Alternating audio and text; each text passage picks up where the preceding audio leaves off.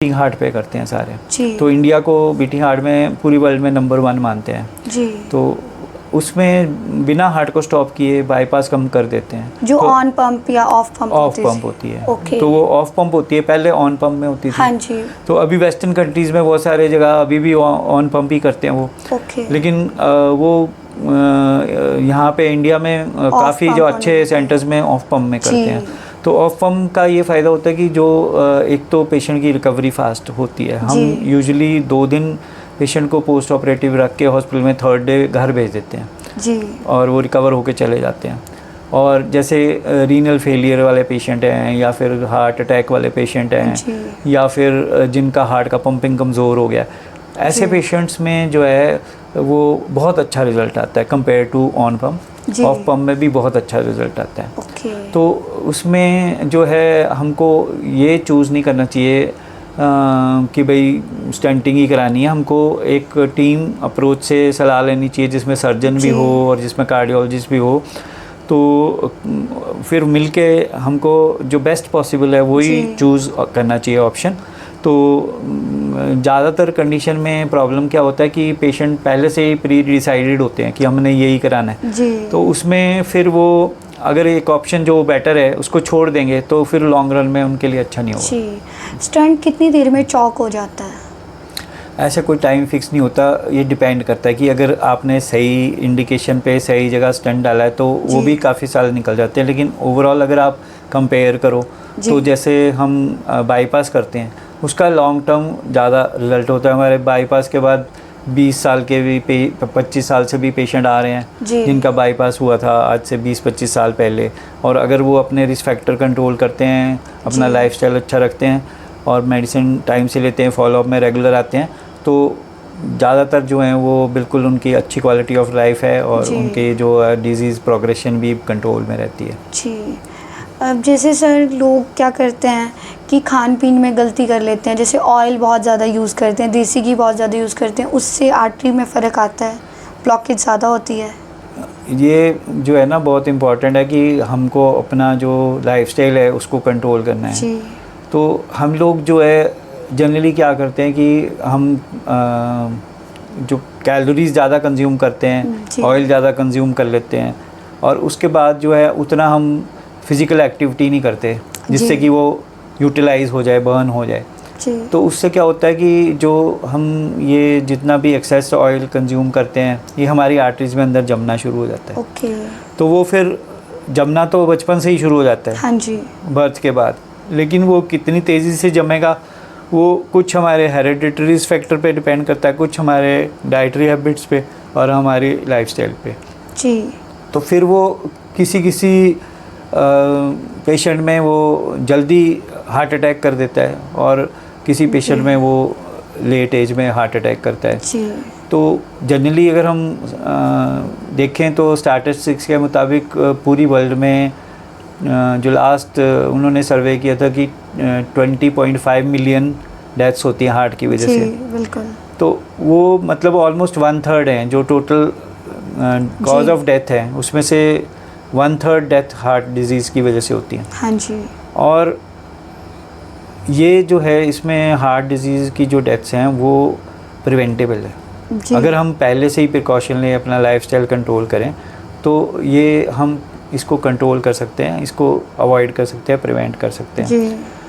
तो हमारी जो डाइट में हमको जो है ना जो गाइडलाइन बोलती है कि हमारे को at least 5 to 6 serving of fruits and vegetable daily लेनी चाहिए। हाँ जी। लेकिन हमारे ज़्यादा से ज़्यादा एक बार लेते हैं फ्रूट, वेजिटेबल भी एक बार लेते हैं, हम 5-6 टाइम्स नहीं लेते। बिल्कुल नहीं। तो 5-6 टाइम्स लेने से क्या होता है कि एक तो हमारी जो कैलोरी और फैट की इंटेक कम हो जाएगी और दूसरे हमारे फाइबर की इंटेक ज़्यादा हो जाएगी जो हमारे को बहुत सारी डिजीज़ से बचाते हैं। हाँ जी। तो ये जो डिजीज़ हैं ये सिर्फ हार्ट की डिजीज़ ही नहीं, जो जितनी भी और डिजीज़ें हैं लाइफस्टाइल से रिलेटेड जैसे कि डायबिटीज़ है, हाई ब्लड प्रेशर है और कैंसर्स भी हैं जी। और हमारे बहुत सारे जो स्ट्रेस रिलेटेड डिप्रेशन है जी। ये सब जो है हमारे लाइफस्टाइल से ही ओरिजिनेट करते हैं। जी। तो अगर हम इन चीज़ को कंट्रोल करेंगे ना तो उसमें हमको गाइडलाइन के मुताबिक अगर डाइट लेते हैं तो हमारा रिस्क ऑटोमेटिकली कम हो जाता है। मतलब हमें ऑयल फ्री डाइट यूज़ करनी चाहिए? ऑयल फ्री बिल्कुल फ्री तो नहीं, लेकिन जो गाइडलाइन ये कहती है कि पर डे आपका जो है ना वो 2 टीस्पून आप ऑयल का कंजम्पशन कर सकते हो जी। 2 टीस्पून का मतलब होता है 10 ml, मतलब हाँ एक जी। जो टीस्पून है 5 ml का है। जी। तो सिंपल एक तरीका है कि आप जितना ऑयल कंज्यूम करते हो मंथ में जी। उसको आप एक उस पर नज़र रखो कि आपकी कितने लीटर ऑयल यूज़ हो रहा है और कितने लोगों का खाना बन रहा है। तो सिंपल अगर फार्मूला लगा के आप कैलकुलेट करो कि 10 ml पर पर्सन होगा तो आपको कैलकुलेट हो जाएगा कि हमारा 1 लीटर कितने दिन तक चलेगा जी। तो अगर आप उसको फॉलो कर रहे हो तो फिर आपका ये एक्सेस ऑयल कंजम्पशन जो है वो नहीं होगा जी। और जो सैचुरेटेड फैट होता है जैसे बटर होता है या घी होता है ये ज़्यादा नुकसानदायक होता है। ओके। और जो ट्रांस फैट होता है जैसे आप बाज़ार में देखते हो कि वो कढ़ाई में सवेरे से ऑयल गर्म हो रहा है उसमें ही वो बार बार पकोड़े और समोसे सब तले जा रहे हैं, तो वो जो बार बार हीट होके जो उसमें जो कुक होता है उसमें ट्रांस फैट लेवल ज़्यादा होता है, तो वो ज़्यादा डेंजरस होता है, वो हार्ट के लिए भी बैड होता है और कैंसर का रिस्क भी उसमें ज़्यादा बढ़ता है। इसके अलावा जैसे शुगर है, शुगर का कंजम्पशन जो है 5 ग्राम से ज़्यादा नहीं होना चाहिए पर डे।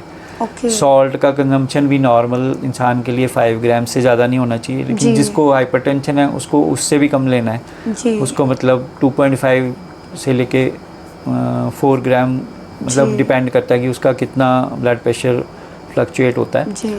और जो इसके अलावा आपको ये भी देखना है कि आप एक बैलेंस डाइट लो जिसमें कि आप प्रोटीन्स भी होने चाहिए उसमें, और आप जो ये फ्रूट्स में आप जो कलर्ड फ्रूट्स होते हैं जी वो डिफरेंट सीजनल फ्रूट्स आप ले सकते हो, लेकिन डायबिटिक पेशेंट के लिए जनरली जो जैसे हाई कैलोरी वाले होते हैं जैसे मैंगो होता है वो हम उनको अवॉइड करने के लिए बोलते हैं। एप्पल और जो ये पपीता है वो उनके लिए अच्छा रहता है जी। तो इस तरह से पेशेंट टू पेशेंट हम डिपेंड करता है कि उसको क्या रिकमेंड करना चाहिए। और जो फैंसी डाइट्स हैं इनका कोई रोल नहीं होता इसमें, सभी गाइडलाइन ये बोलती हैं कि जो नॉर्मल आप ले रहे हैं डाइट, बैलेंस डाइट वही बेस्ट होती है। एक्सेस में जैसे बहुत ट्रेंड है आजकल, वो जिम में लोग जाते हैं वो एक्स्ट्रा आपको सप्लीमेंट्स दे देते हैं, प्रोटीन उसका कोई रोल नहीं होता जी। और ओनली जो ऐसे सिक पेशेंट होते हैं जो कि ओरली नहीं ले सकते हैं उनमें ही ज़्यादा रोल होता है सप्लीमेंट्स का, ताकि इसमें कोई ग्रॉस डेफिशिएंसी किसी में आ रही है अगर तब, लेकिन वो मेडिकल सुपरविजन के अंडर ही होता है जी। और आजकल जैसे विटामिन डी के लेवल भी लोगों के कम जाते हैं हाँ जी, तो उसमें भी जो है लोग मिल्क प्रोडक्ट्स कम खाते हैं, प्लस वो सनलाइट भी नेचुरल सनलाइट नहीं लेते हैं, तब उनके फिर जो ये भी आजकल बहुत क्लियर हो गया कि विटामिन डी लेवल कम होने से भी हार्ट का रिस्क बढ़ जाता है। ओके हाँ जी। तो ये बहुत सारे लोगों को मालूम नहीं है कि वो सोचते हैं सिर्फ बोन्स ही कमज़ोर होती हैं जी, लेकिन हार्ट का रिस्क भी बढ़ता है और हार्ट अटैक से डेथ का रिस्क भी बढ़ जाता है अगर आपके विटामिन डी लेवल कम है, क्योंकि जो आपका विटामिन डी लेवल कम होता है तो सनलाइट के एक्सपोजर होने से हमारी बॉडी में जो है वो फिर स्क्वालिन एक प्रोडक्ट होता है जिसको कि वो विटामिन डी में कन्वर्ट करती है अंडर सनलाइट, पर जो सनलाइट नहीं लेते हाँ जी, उनका वो स्क्वालिन जो होता है ना वो कोलेस्ट्रॉल में कन्वर्ट हो जाता है, तो फिर उनके कोलेस्ट्रॉल लेवल बढ़ जाते हैं और उनका विटामिन डी लेवल डाउन चले जाता है। जैसे जो शुगर पेशेंट है उनको साइलेंट अटैक हो जाता है तो उनके लिए कौन से सिम्टम होते हैं उनको ध्यान रखना चाहिए? जो शुगर पेशेंट हैं उनका जो होता है ना न्यूरोपैथी होती है तो उनमें पेन कम महसूस होती है जी, तो उनको क्लासिकल सिम्टम नहीं होते, कई बार साइलेंट अटैक भी आ जाते हैं। तो हमको सबसे पहले जो है ना वो ये देखना है कि जो शुगर एक ऐसी बीमारी है जिसमें कि जब कॉम्प्लिकेशन होने लगती है तभी लोगों को नीड महसूस होती है, अदरवाइज़ वो उनके शुगर लेवल ज़्यादा भी होते तब भी उनको पता भी नहीं चलता कई बार। तो एक बार मैं एक जगह हम कैंप करने गए थे तो वहाँ पे एक यंग गर्ल थी 24 साल की, तो वहाँ पे शुगर टेस्टिंग कर रहे थे तो उनका शुगर लेवल 432 निकला।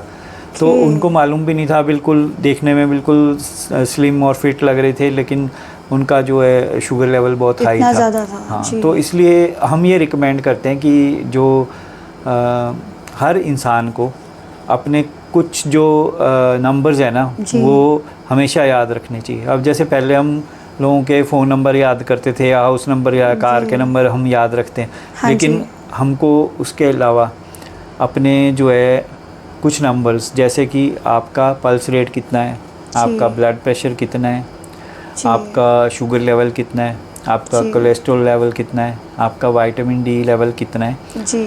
इसके अलावा आपका जो है जो BMI होता है जी। जो बॉडी मास इंडेक्स होता है, जिससे कि ये पता लगाते हैं कि ओबेसिटी तो नहीं हो रही है, हमारे को मोटापा तो नहीं हो रहा है, तो उसका लेवल आपको पता होना चाहिए। उसकी गाइडलाइन जो है वो वेस्टर्न कंट्री के लिए अलग है जी। और इंडियंस और एशियंस के लिए अलग है। तो हमारे लिए कट ऑफ पॉइंट कम है उनसे। हाँ जी। इसके अलावा जो अब एक बहुत बड़ा रिस्क फैक्टर जो माना जा रहा है वो ये है कि आपका जो एब्डोमेन का वो है वेस्ट सरकमफ्रेंस, वो कितना है। अगर आपका वेस्ट सरकमफ्रेंस ज़्यादा है तो आपका हार्ट का रिस्क ज़्यादा होता है, तो उससे रिस्क ज़्यादा बढ़ता है। हाँ, तो उससे हार्ट का रिस्क बढ़ जाता है। तो अगर आपका जो वेस्ट सरकमफ्रेंस है जो कि हम अपनी नाभि के लेवल पे लेते हैं जी, जहाँ मैक्सिमम डायमीटर है आपके एब्डोमेन का जी, तो वो आपकी हाइट के हाफ से कम होना चाहिए। ओके। तो अगर आपकी हाइट के हाफ से वो ज़्यादा है जी, तो बाकी चाहे बॉडी मास इंडेक्स ठीक है, आपका वेट भी ठीक है, इंडियंस में ये ज़्यादा होता है, इसको एप्पल शेप्ड ओबेसिटी बोलते हैं। हाँ जी। तो एप्पल शेप्ड ओबेसिटी में आपका हार्ट का रिस्क भी बढ़ता है और कैंसर्स का रिस्क भी बढ़ता है। तो हमारे को इन चीज़ों पे अपने कंट्रोल रखना चाहिए जी। प्लस हमने जो है कुछ ऐसे वो स्क्रीनिंग के मेथड बनाए हैं जिसमें कि सिंपल आप जो होते हैं परफॉर्मा हैं उनको भरोगे तो उसी से हमको पता चल जाता है कि आपके क्या रिस्क फैक्टर हैं। तो जो जैसे बहुत सारे लोग हैं आजकल वो फालतू की टेस्ट कराते रहते हैं। हाँ जी। और वो कोई 6 मंथली कराते हैं, कोई ईयरली कराते हैं और सारे टेस्ट ठीक आ रहे होते हैं और फिर सडनली हार्ट अटैक हो जाता है। हाँ जी। तो उसमें मैं आपको ये बताना चाहूँगा कि जो फालतू की टेस्ट कराने से कुछ फ़ायदा नहीं है जी। जो फर्स्ट ऑफ ऑल हमारे को जो है टीन एज से ही, यंग एज से ही एक स्क्रीनिंग करानी चाहिए कि हमारे में क्या रिस्क फैक्टर हैं जी। जब आपकी स्क्रीनिंग हो जाती है उसमें हम आपको रिस्क फैक्टर आइडेंटिफाई करके बता देंगे जी। फिर आपको वंस दे आर आइडेंटिफाइड आपको कंट्रोल करना इजी हो जाएगा जी। और फिर उसके बाद पीरियोडिकली अपने आप जो डॉक्टर है उनसे मिलते रहिए जी। ताकि वो ये देखते रहें कि आपके रिस्क फैक्टर बढ़ तो नहीं रहे, कोई एडिशनल रिस्क फैक्टर तो नहीं आ गया जी। या फिर आप एडिक्वेटली कंट्रोल कर रहे हो कि नहीं कर रहे हो। जी। अगर आप रेगुलरली चेक करते रहते हो फिर अगर आपके क्लिनिशियन को लग रहा है कि आपको किसी टेस्ट की ज़रूरत है फिर वो जो टेस्ट बताएंगे वो आपको कराना चाहिए। ओके। और फिर जो भी टेस्ट होता है वो अपने आप में कोई ऐसा एक्यूरेट नहीं होता कि अगर किसी का ये टेस्ट ऐसा आ गया तो इसका मतलब कि उसका ट्रीटमेंट ही करना है, क्योंकि we have to treat the person not the reports. जी बिल्कुल। अगर हम रिपोर्ट्स के बेस पे करेंगे तो बहुत बार रिपोर्ट डिफरेंट आती है। आप डिफरेंट लैब में कराते हो वहाँ कुछ और आती है, दूसरी में कराते हैं कुछ और आती है। वैसे ही ECG होता है, ECG सोचता है ECG ठीक आ गया इसका मतलब कि कुछ नहीं है, या ECG में कई बार आता है मशीन में ऑटोमेटिक वो आता है कि एबनॉर्मल ECG, उसमें कुछ एबनॉर्मलिटी लिखी होती है जी। तो उसका मतलब ये नहीं है कि आप एबनॉर्मल हो गए या आपको कोई बीमारी होगी। वो फिर एक क्लिनिशियन डिसाइड करता है कि ये इसका रेलेवेंस आपके लिए है कि नहीं है। ओके। तो वो अब आजकल आर्टिफिशियल इंटेलिजेंस आ गई है, उसमें बहुत सारी चीज़ें जो होती हैं वो उसमें ऑटोमेटिकली आपको पता चल जाती हैं। लोग गूगल करते हैं, लोग गूगल से ही सर्च करते हैं कि ये है वो है और फिर वो उल्टा स्ट्रेस में चले जाते हैं। हाँ जी। कि मेरे को ये बीमारी तो नहीं होगी, वो बीमारी तो नहीं होगी जी। तो ये सब करने से कुछ फ़ायदा नहीं होता। आप जो है जो एक क्लिनिशियन आपको देख रहे हैं जी उनको ही मालूम पड़ेगा कि आपको क्या करना चाहिए और क्या नहीं करना चाहिए, क्या प्रॉब्लम है। हाँ, तो ये डिसीज़न उनके ऊपर, क्योंकि उनके पूरा क्वालिफाइड हैं और उनको एक्सपीरियंस है। लेकिन आजकल बहुत सारे एक सूडो क्लिनिशियन भी आ गए हैं, हाँ कुछ जी। लोग अनकन्वेंशनल मेथड्स को भी प्रमोट कर रहे हैं। जी। नो डाउट अनकन्वेंशनल मेथड्स का भी अपना बेनिफिट है ना, योगा जी। का अपना जगह है, म्यूज़िक थेरेपी है, लेकिन उन सब के ऊपर भी साइंटिफिक स्टडीज़ हुई हैं, उनका साइंटिफिक बेनिफिट है। तो हम लोग जी। जो हमारा कार्डियोवर्जन में हम उनके जो एक्चुअल बेनिफिट हैं जी। वो साइंटिफिक बेनिफिट लोगों को बताते हैं और कौन सी स्टेज में कौन सी चीज़ करनी चाहिए। जी। तो अगर किसी को जैसे प्राइमोडियल प्रिवेंशन बोलते हैं, जबकि आपके रिस्क फैक्टर है नहीं कोई, जी। अगर उस स्टेज में हम कोई चीज़ आपको रिकमेंड करेंगे, जी। कोई चीज़ होगी जो हम आपको प्राइमरी प्रिवेंशन में रिकमेंड करेंगे, कोई चीज़ होगी जो आप एक बार किसी को अगर हार्ट डिजीज़ हो जाए तो उसमें जी। रिकमेंड करेंगे, कुछ चीज़ होगी जो हम किसी की सर्जरी हो जाती है या किसी को स्टंट पड़ जाते हैं उसके जी। बाद रिहैबिलिटेशन के लिए यूज़ करेंगे, जी। कुछ चीज़ होगी जो बाद में प्रिवेंट करने के लिए कि दोबारा ना हो, हाँ जी। तो उनका एक साइंटिफिक एप्लीकेशन है। जी। तो उसको ऐसे इरेशनल वे में यूज़ नहीं कर सकते। नहीं बहुत सारे करना चाहिए। जो होते हैं उनके टाइट ब्लॉकेजेस होती हैं और वो उनको बोलते रहते हैं कि भाई आप ये करो, इससे आपकी ब्लॉकेज सारी ठीक हो जाएगी, जी। और अल्टीमेटली जो पेशेंट की डेथ हो जाती है, बिल्कुल। और या पेशेंट कुछ टाइम निकल जाता है, फिर उसके बाद फिर उनकी ऐसी हालत हो जाती है कि वो किसी प्रोसीजर के लायक भी नहीं रहते, हाँ किसी जी। ट्रीटमेंट के लायक भी नहीं रहते। जी। तो इस तरह के जो है अपने ऊपर एक्सपेरिमेंट नहीं करने चाहिए। जी। तो जो भी ऑलरेडी नोन फैक्ट हैं या जो पूरी वर्ल्ड में जिस पे पूरी रिसर्च होके जो हाँ पूरी जी। गाइडलाइंस जो बाहर निकली हैं, जो बहुत ही क्वालिफाइड लोगों ने बनाई हैं, जी। बिल्कुल। उन्हीं को हमको फॉलो करना चाहिए। अदरवाइज़ जो होता है ना, इसका इम्पैक्ट हमारी हेल्थ पे भी पड़ता है, जी। हमारे लाइफ स्पैन पे भी पड़ता है, बिल्कुल। क्योंकि एवरेज इंडियंस की लाइफ जो है वो 60s में ही है, जी। जबकि जापानीज़ की लाइफ स्पैन जो है वो 90s में है, और वो 90 ईयर में भी जो है वो बिल्कुल हेल्दी फिट होते हैं, साइकिल चलाते हैं, जी। फुटबॉल खेलते हैं। तो वैसे तो बाकी तो जेनेटिकली हम सिमिलर हैं, बाकी जी। ऑर्गन्स भी हमारे सिमिलर हैं, पर इतना डिफरेंस 20 ईयर्स से ज़्यादा का डिफरेंस अगर हमारे हाँ जी। में आ रहा है 25 ईयर्स का, तो फिर कुछ और भी कारण हैं जिसकी वजह से बिल्कुल। ये हो रहा है कि हम अपनी लाइफ को इतना वैल्यू नहीं दे रहे, अपनी हेल्थ को वैल्यू नहीं दे रहे जी। हैं, और हम अपने रिस्क फैक्टर्स को पहचान नहीं रहे हैं। जैसे सर जो लोग स्मोकिंग करते हैं, ड्रिंकिंग करते हैं, उससे भी हार्ट प्रॉब्लम होने के चांसेस बढ़ते हैं। उससे भी बढ़ते हैं। उसमें जो जैसे स्मोकिंग है वो तो अभी पूरी दुनिया में नंबर 1 प्रिवेंटेबल रिस्क फैक्टर है ओके। डेथ का। जी। तो स्मोकिंग की वजह से ना केवल हार्ट अटैक का रिस्क बढ़ता है, स्ट्रोक का रिस्क भी बढ़ जाता है, जी। हमारी बॉडी में बहुत सारे कैंसर्स होने का रिस्क बढ़ जाता है, हमारे लंग्स ख़राब होने का रिस्क भी बढ़ जाता है। जी। और नंबर 2 में अब हम मानते हैं ओबेसिटी को। जी। जो ओबेसिटी मोटापा है, जी। उसमें इंडिया में जैसे बोलते हैं कि अगर किसी को थोड़ा फैट ज़्यादा है तो उसको हेल्दी बोलते हैं, जी। ये हेल्दी है। हाँ जी। कोई अगर थिन है तो उसको बोलते हैं कमज़ोर है। हाँ जी। लेकिन एक्चुअल में ऐसा नहीं होता। एक्चुअल में जो थिन होता है, जो फिट होता है, वो ओके। उसमें बीमारी कम होती है, और जिसमें फ़ैट एक्सेस में होता है जी। उसको रिस्क फैक्टर ज़्यादा होते हैं। जी। तो ओबेसिटी जो है वो बहुत ही एक भयानक कॉज है, जी। जिसकी वजह से बहुत सारी बीमारियां हो रही हैं। जी। उसके बाद फिर आता है अल्कोहल का अब्यूज़, कि जी। जैसे कुछ लोग एक्सेस में अल्कोहल ले लेते हैं, जी। कुछ लोग बिंज ड्रिंकिंग कर लेते हैं, उसकी वजह से भी हमारी ज़िंदगी में जो है रिस्क फैक्टर आते हैं। और कई बार जो होता है हमारा अल्कोहल की वजह से हार्ट का पंपिंग भी कई बार कमज़ोर हो जाता है जो एक्सेस में लेते जी। हैं, और बहुत सारे बीमारियां होने का, हमारे लीवर में सिरोसिस होने का रिस्क बढ़ जाता है, जी। और बहुत सारे कैंसर्स का भी रिस्क बढ़ जाता है। हाँ जी। उसके अलावा स्ट्रेस आजकल एक बहुत जी, बड़ा रिस्क फैक्टर है। बिल्कुल। तो स्ट्रेस भी कई किस्म का होता है ना, और आजकल जो है ये भी पाया गया है कि जैसे रिलेशनशिप लोगों के स्टेबल नहीं है, जी। तो उसकी वजह से भी स्ट्रेस हो रहा है। और ये पाया गया है कि जो लोग स्टेबल नहीं रहते अपने रिलेशन में, उन लोगों जी। को हार्ट अटैक का रिस्क भी ज़्यादा होता है, उनको लाइफस्टाइल डिजीज़ का रिस्क ज़्यादा होता जी। है। फिर कुछ लोग को प्रोफेशनल रिस्क होता है। हाँ जी। आजकल जॉब्स में बहुत मुश्किल हो रहा है, जॉब जी। मिलना मुश्किल होता है, जॉब सस्टेन करना मुश्किल होता है। जी। तो उसकी वजह से मोस्टली लोग स्ट्रेस में भी रहते हैं, ओवरवर्कड रहते हैं। फिर हमारी जैसे स्लीप है, हाँ जी। अगर हमारी 7 to 8 आवर्स ऑफ स्लीप अगर रात में नहीं होती है, जी। तो हम फिर बहुत सारी डिजीज़ के लिए प्रोन हो जाते हैं। ओके। ओके। तो वो नाइट स्लीप का मतलब ये नहीं है कि आप रात के 12-1 बजे सो गए और सुबह लेट 9-10 बजे उठ गए। जी। नाइट स्लीप का मतलब है कि अंधेरा होने के बाद और सवेरा होने से पहले।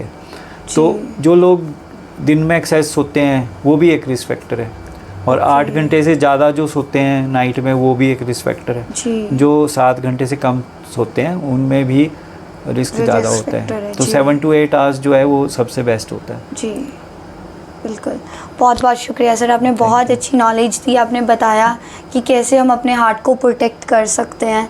अगर कोई आपसे अपनी टेस्ट दिखाना चाहता है या आपसे जानकारी लेना चाहता है तो वो कैसे आपसे संपर्क कर सकता है?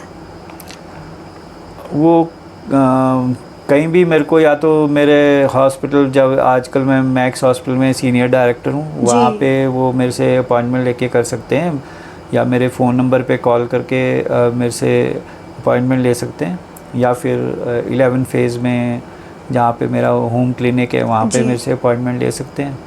और बाकी हमारे यूट्यूब पे चैनल है, हाँ जी, उसमें हम अवेयरनेस बताते रहते हैं। कुछ जो है वो डॉक्टरों के लिए है, कुछ है जो जनरल पब्लिक के लिए है जी। और उसके अलावा जो है हमारा वेबसाइट्स भी हैं। हाँ जी। और हम अवेयरनेस के लिए इवेंट्स भी करते रहते हैं, जैसे कॉलेजेस में जाके, यूनिवर्सिटीज़ में, जहाँ पे भी हमको बुलाते हैं जी। तो हम लोगों को अवेयरनेस करने के लिए उनको बताते रहते हैं।